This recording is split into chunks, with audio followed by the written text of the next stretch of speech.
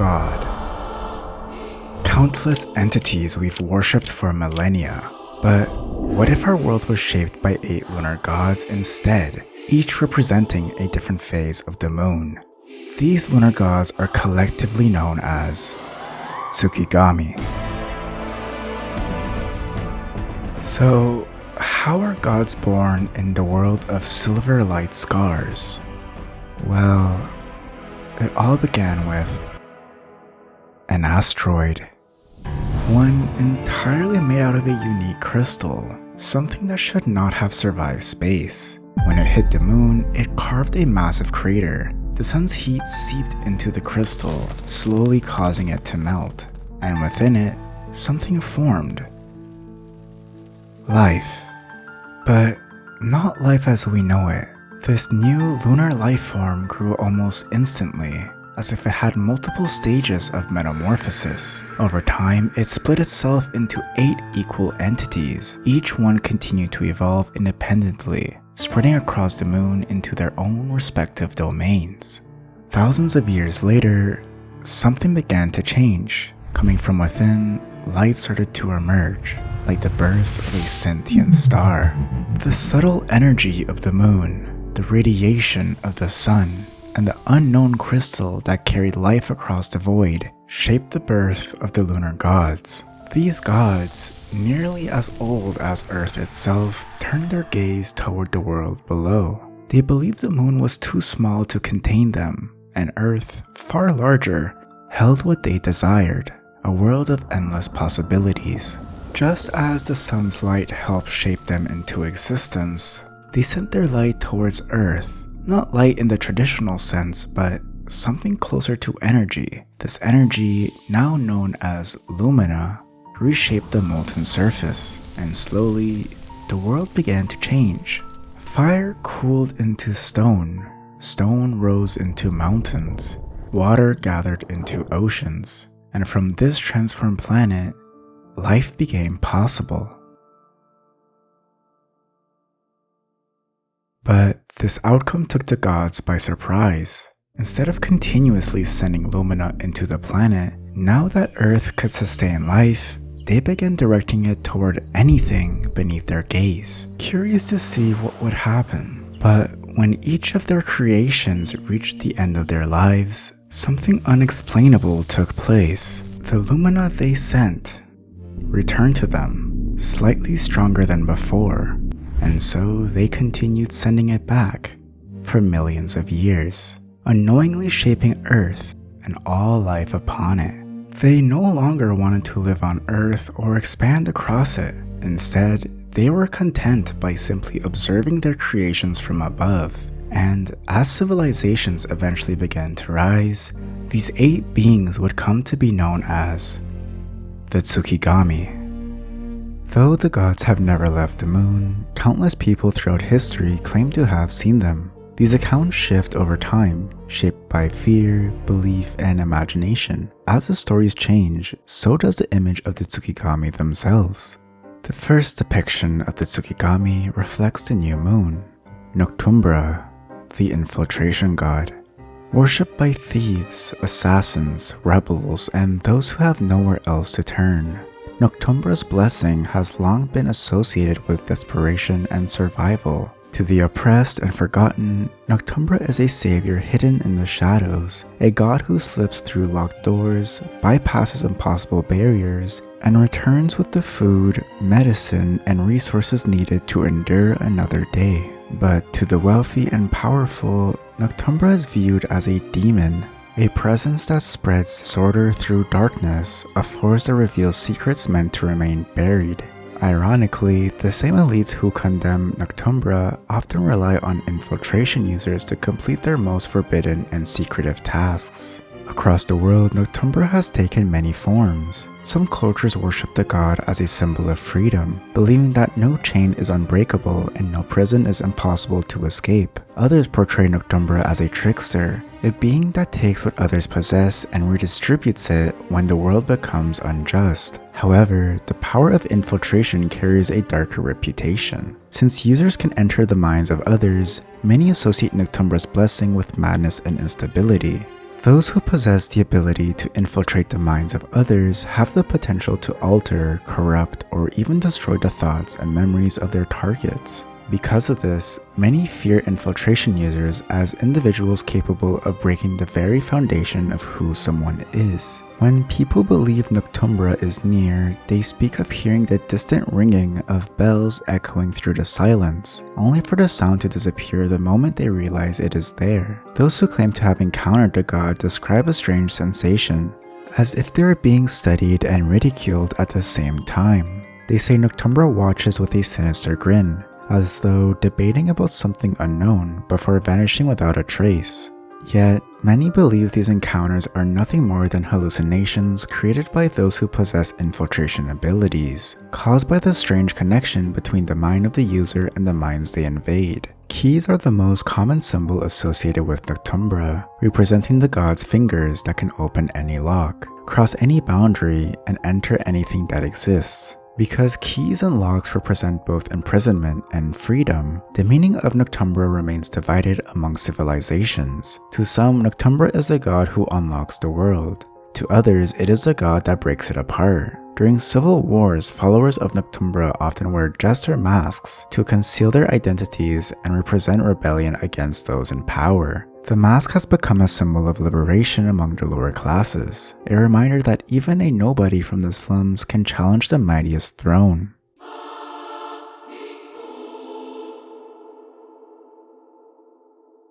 The second Tsukigami embodies the waxing crescent, Baojion, the imagination god. Of all the Tsukigami, Baojion is the one responsible for humanity's progress. It was Baojion who gifted humans the ability to imagine a future different from their present, allowing them to create tools, machines, cities, and eventually entire nations. Advanced cities are often white and blue, as imaginers like to believe those are the colors that best represent Baojion, an aesthetic representing the future, a world that is brighter, cleaner, and constantly changing through imagination and innovation. Legends say Baojion's mind never rests. They believe Baojion is the peak of technological evolution, and a god whose mind is always imagining something new. It is said that every invention, no matter how great or small, began as a thought within Baojion before finding its way into the mortal world. Humans are the most envious of Baojion among all the Tsukigami. They believe the path to godhood lies in becoming something far beyond flesh, replacing their fragile bodies with machines and their limited minds with artificial intelligence. They seek to become as eternal as the gods, believing that with enough knowledge, they may one day possess the answer to every question.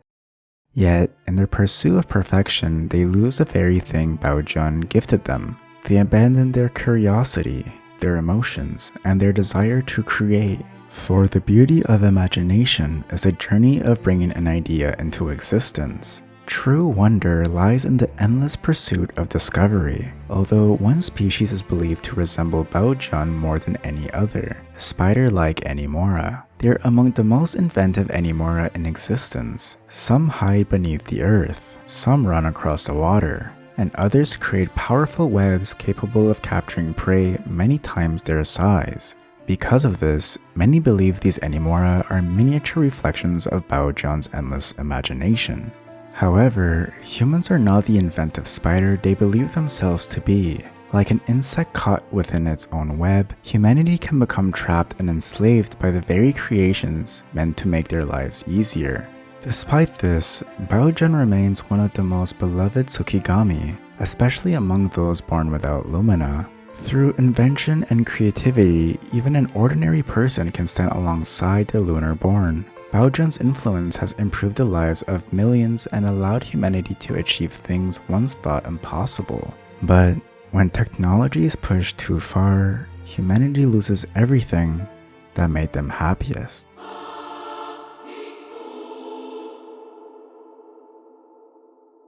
The third Tsukigami revolves around the first quarter. Kaiholo, the transportation god.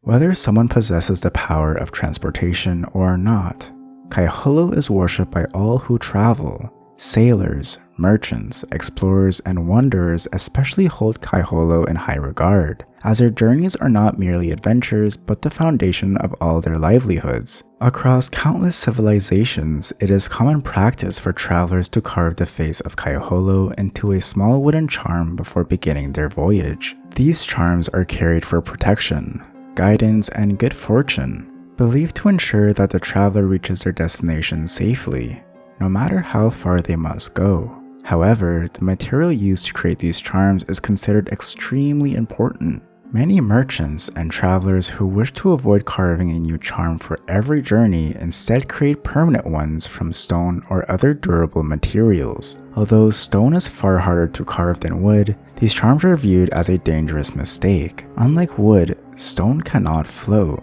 If a stone charm falls into the ocean, it sinks beneath the waves, symbolizing a journey that can never continue. Sailors believe this brings the risk of drowning at sea, while travelers on land fear the charm may invite disasters such as landslides, earthquakes, or broken roads that prevent them from ever reaching their destination. These beliefs are often passed down through travelers and merchants who are trying to make extra money. Whether Kaiholo truly punishes those who disrespect these traditions, or whether these are simply warnings created over generations, few travelers are willing to take the risk. Because of this belief, some individuals have turned Kaiholo's charms into tools of misfortune. Enemies may secretly place stone charms onto someone's belongings in an attempt to curse their upcoming journey. Meanwhile, thieves and bandits often steal Kaiholo's wooden charms alongside other treasures, believing that possessing more than one charm will bring them greater luck during their own travels. When a traveler finally reaches their desired destination, it is customary to burn their wooden charm as an offering of gratitude to Kaiholo.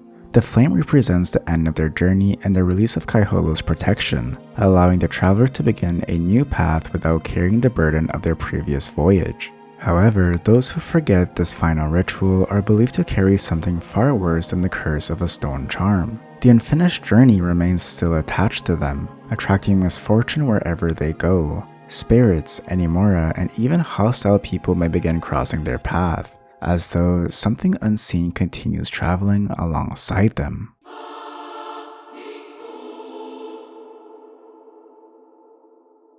The fourth Tsukigami signifies the waxing gibbous, Agorvath, the Amplification god. When humanity believes itself to be weak in the face of a stronger foe, they pray to Agorvath. They pray for their courage, strength, and morals to be amplified. They pray that their true selves may emerge from their frightened and fragile bodies. But sometimes praying to Agorvath has nothing to do with an external enemy. Sometimes the greatest enemies are ourselves. Agorvath's blessing can be used cosmetically, amplifying certain features of the body to create confidence and beauty. Across many cultures, Agorvath became known as the god of aesthetic and physical perfection. The amplification blessing allowed laborers to work harder without exhaustion. Dancers were able to perfect new techniques and lift one another with ease, creating performances never seen before. Although amplification allowed many to surpass their weaknesses and reach their potential, some believed they were still far away from true perfection, so they amplified further.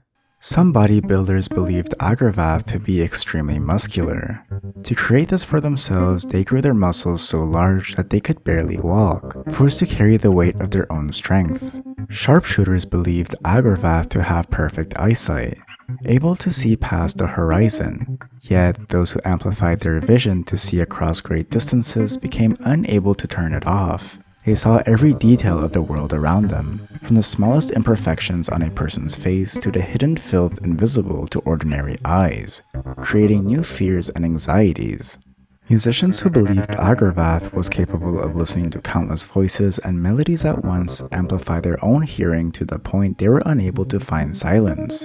They could hear sounds from kilometers away, preventing them from sleeping and forcing them to cover their ears just to escape the noise.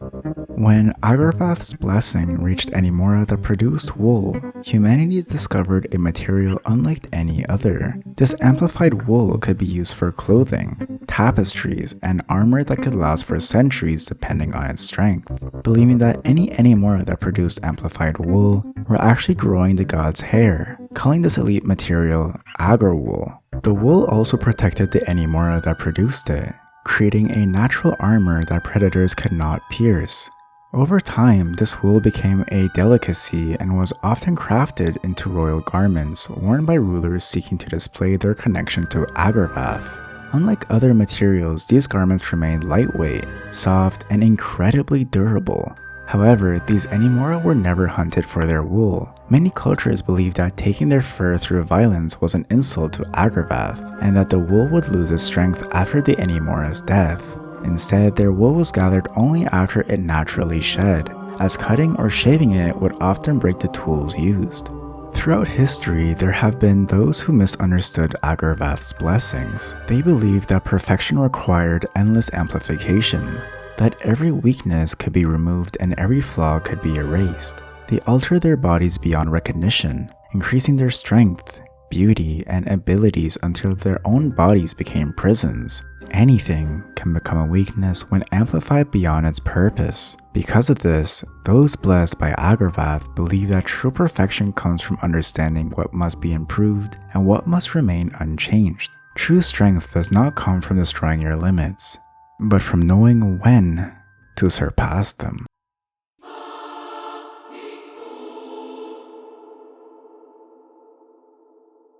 The fifth Tsukigami belongs to the full moon, Mantraura, the Incantation god.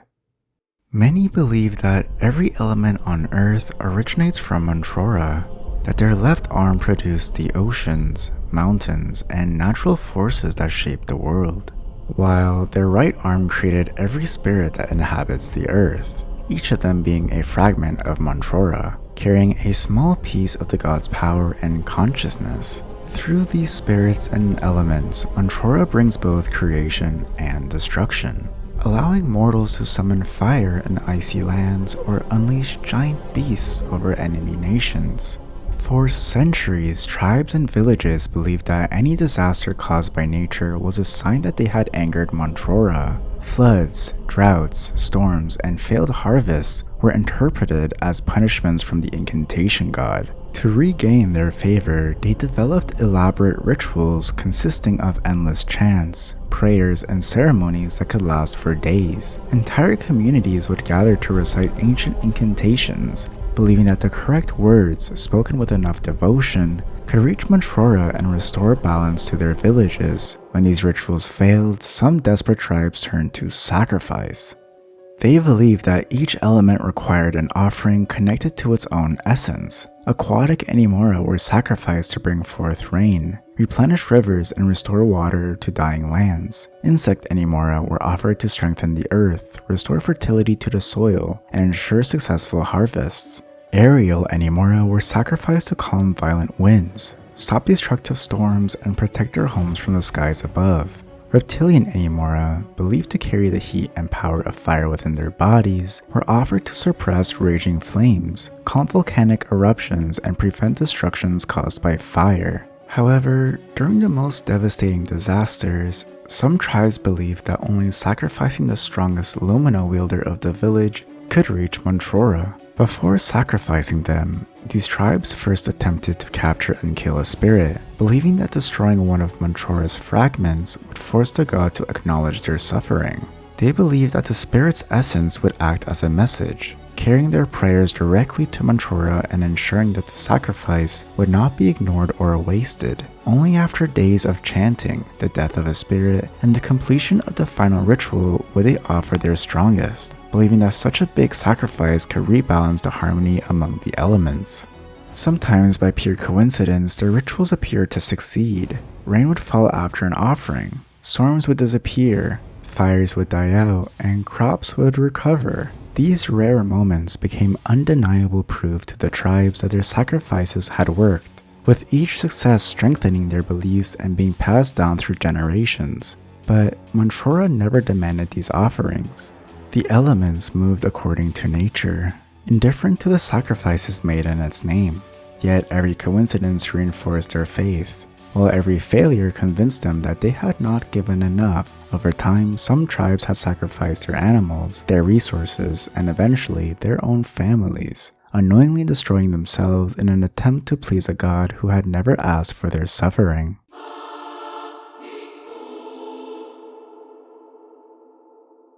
The sixth Tsukigami represents the waning gibbous, Carnokrov, the Infusion god.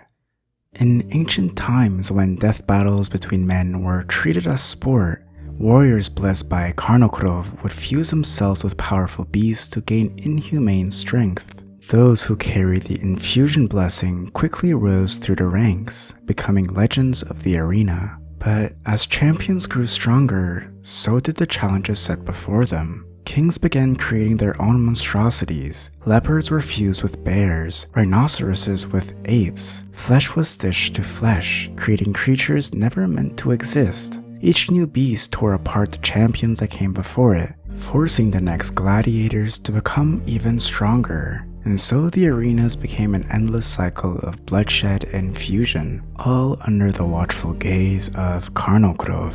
In the colder regions of the world, elders tell sickly children that Carnokrov will visit them in the night on the final waning gibbous of the year, but only if they've behaved well for an entire year, granting them a stronger body, one limb at a time. Carnokrov is said to be a gift bearer and a lifesaver, riding a chariot pulled through the night sky by mutated wolves with wings, a familiar sight in old stories passed down through generations. The chariot is said to carry a giant red bag filled with spare limbs and organs of the strongest deceased warriors gathered from across the world, prepared as gifts for those in need. These heavenly visits are actually carried out by the best infuser doctor of the village, one who dresses as Carnokrov, continuing a long-standing tradition. Using the bodies of the deceased, they help give sight to the blind, ears to the deaf, and organs to give strength to those born without it. Depending on the child's preference, doctors sometimes even use animal parts to enhance them further. Carnokrov is sung about in songs told in children's stories and drawn in books and murals across these northern towns, quietly inspiring future infuser doctors. Many scientists worship Carnokrov, believing them to be the god of life and the creator of Earth's countless unique species. They view every fused creature as a testament to Carnokrov's divine influence, and any attempts to separate these beings is a rejection of life's natural evolution. Within their field, reversing a fused animal is considered deeply taboo. Instead, scientists are encouraged to create new fusions, seeing the practice as humanity's attempt to emulate the god of life. Among the most devoted scientists, this belief borders on fanaticism. Some spend their entire lives pursuing increasingly ambitious fusions, convinced that the closer a being comes to embodying all forms of life, the closer it comes to divinity itself. These individuals willingly fuse themselves with animals, flora, and even other humans, believing that each new trait brings them one step closer to becoming a living god.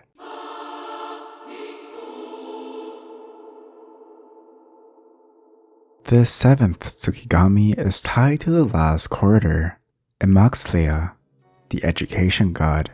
Among the 8 Tsukigami, Emoxtlia is often considered the weakest. Those who wield other classes believe that knowledge alone cannot compare to raw strength, divine summonings, or the ability to bend distance itself. Yet, this belief comes from misunderstanding the true nature of knowledge. One of the most common traditions associated with Emoxtlia is the burning of bones. It is said that if a person throws bones into a fire while asking a question, the knowledge they seek will eventually reveal itself. Bones are believed to carry the wisdom and experiences of the life they once belonged to, and when burned, that knowledge is released into the smoke. Emoxtlia is said to guide the smoke toward those seeking answers, allowing the fumes to enter their minds as they inhale. Those who perform the ritual believe that the smoke carries the knowledge and experiences of the life that once belonged to the bones, with Emoxtlia granting them access to the wisdom hidden within. The practice is considered deeply taboo in many cultures, as it traditionally relies on human bones rather than those of animals.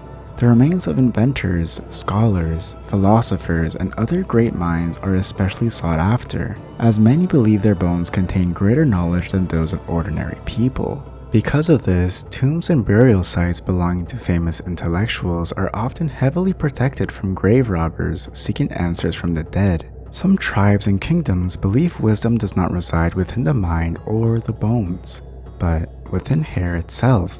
Those blessed by Emoxtlia often grow their hair long, believing it represents the endless growth of knowledge. In many cultures, hair is seen as a physical reflection of the wisdom accumulated throughout a person's life. As Emoxtlia has existed for countless millennia, they are often depicted with impossibly long hair, symbolizing the vast knowledge and understanding they have gathered throughout the ages. Because of this belief, some races view themselves as naturally superior in knowledge compared to others. The elves, who never cut their hair, believe their endless growth represents an endless accumulation of wisdom. They see their long lifespans as preserved knowledge, as proof that they are closer to Emoxtlia than any other species. Many elves view humans as impatient, believing that their shorter lives prevent them from ever reaching true understanding. To them, humanity's fleeting existence is a weakness, as humans must constantly rediscover knowledge that elves have preserved for centuries, claiming that humans are not worthy of Emoxtlia's blessing. Newborns are born with little to no hair, representing the beginning of their journey and the emptiness of a mind that has yet to understand the world. As they grow, so does their hair, reflecting the knowledge, memories, and wisdom they gather throughout their lifetime. Those blessed by Emoxtlia view those who are forced to cut their hair as being separated from their natural path of understanding. This has caused some cultures to look down upon the military, where lower-ranking soldiers are often required to keep their hair short as a symbol of obedience and uniformity. By those born in the education class, such practices represent the suppression of individuality and the restriction of knowledge. However, the higher one rises within military ranks, the more freedom they are given to grow their hair. Generals and commanders are often depicted with long, flowing hair, symbolizing the experience, strategy, and wisdom gained throughout years of service. But as time passes and people grow older, even the longest hair eventually begins to fall. Many cultures believe this reflects the fading of the mind, as memories become distant and the knowledge once gathered throughout a lifetime slowly disappears. The falling hair serves as a reminder that knowledge, no matter how vast, is never eternal unless shared.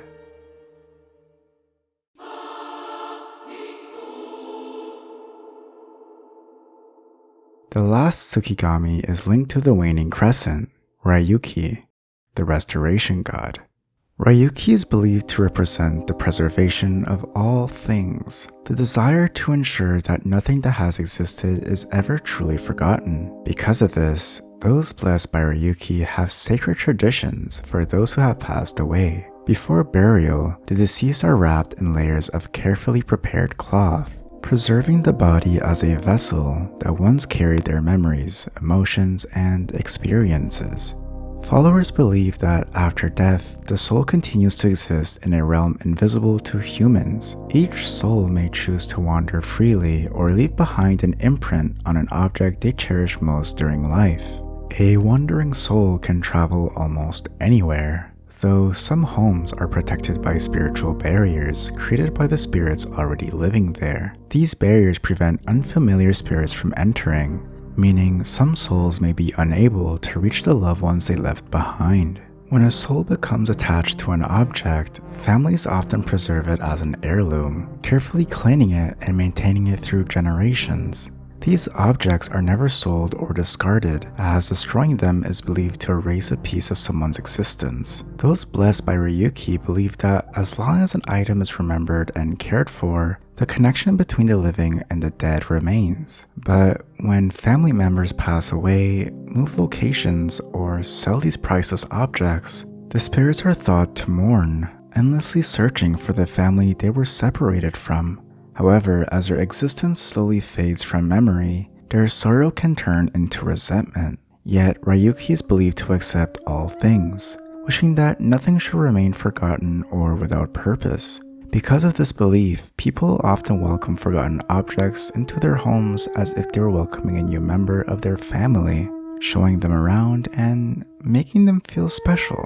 They believe that by giving these objects a second chance, the spirits can once again feel valued and remembered. Over time, these spirits are said to leave behind their sorrow and become protectors of the household that welcomed them. Rayuki's power extends beyond restoring objects and memories. Ancient stories describe Rayuki as having 6 arms, twice the number of hands found on a standard clock, each hand representing a different scale of time that Rayuki can restore. The first hand controls seconds, the second hand controls minutes, the third hand controls hours, the fourth hand controls days, the fifth hand controls months, and the sixth hand controls years. The final 3 hands are not found on ordinary clocks, as most beings have no need to measure time on such a large scale. Yet, scattered across the world are enormous ancient clocks unlike anything humanity has created. These divine structures contain all 6 hands and are said to display the exact moment the Earth was created.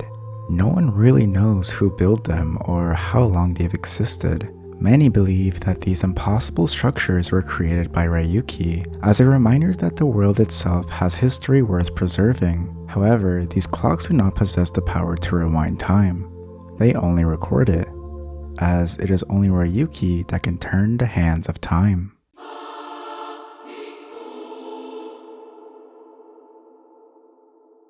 These are the Tsukigami, the 8 gods of the moon, the ancient beings who shaped our world and left behind their blessings, forever changing the course of humanity. Collectively, with the designs of each god and their respective backgrounds, I ended up spending over 200 hours on these illustrations, meaning these kind of videos take me months to make, and most of you watching are not subscribed yet.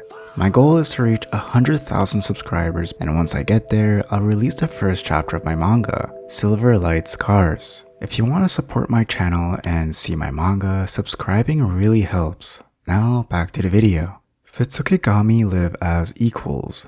None believe itself greater than the others. To them, power isn't an act of greed or hunger. It is implemented into their being as naturally as breath is to human life. They know nothing of pride or envy. Instead, they move together under a single mind, since they were never separate beings at all, but fragments of one's entity that split itself apart. For centuries, people dreamed of reaching the moon, reaching the gods themselves, but a question lingered. What if someone was born on the moon? Would they be stronger than those born on Earth? Could they grow powerful enough to rival the gods? The truth is, nobody knows, because long before humanity could even imagine such possibilities, the gods had already prepared for them. When Earth began taking the form we know today, its atmosphere became far more than a layer that held oxygen in place. It was woven directly into Lumina itself. In fact, the entire atmosphere was made of Lumina, creating a protective shell around the planet and sustaining all life within it. But this protection came at a cost. If nothing could enter Earth, then nothing could leave either. The atmosphere was not only a shield, it was also a cage. And if you've made it this far into the video, comment a comet emoji. Thanks! Earlier I mentioned that the gods no longer wanted to live on Earth, that when a lunar-born's life came to an end, their Lumina returned to the Tsukigami. But there is a truth within this myth that humanity has never realized. Earth is not a world blessed by the Tsukigami. It is a cultivation world, a place where every living being born under the moon is given a small fragment of Lumina, like a seed. That seed takes root within the soul of each mortal. How it grows depends on the strength, choices, and discipline of the one who carries it. For some, it remains only a fragile sprout. For others, through hardship, mastery, and will, it grows into something far greater. Think of a radiant tree of light. Throughout their lives, the lunar-born unknowingly nurture this power within themselves, only to die and return it all to its source, the Tsukigami. When a life ends, that Lumina is released. It rises from the corpse and drifts back to the heavens, returning to the Tsukigami who planted it. Many cultures believe this rising light is the soul of the dead, ascending to an afterlife. They do not realize it is the gods reclaiming what was always theirs. This law is not limited to humans. The Animora, born beneath moonlight, also carry Lumina within them. When they perish, their essence rises skyward and returns to the moon as well. Because of this, the Tsukigami grow endlessly, nourished by every death, strengthened by every life. Across countless ages, the cycle has made them untouchable. The Tsukigami are not gods who rule from above. They are gardeners of souls, and Earth, along with all who live beneath the moon, are their harvest. While immortality is only possible for the Tsukigami, a group of humans came dangerously close. Watch this video if you want to find out. Anywho, have yourselves a lovely day. Bye!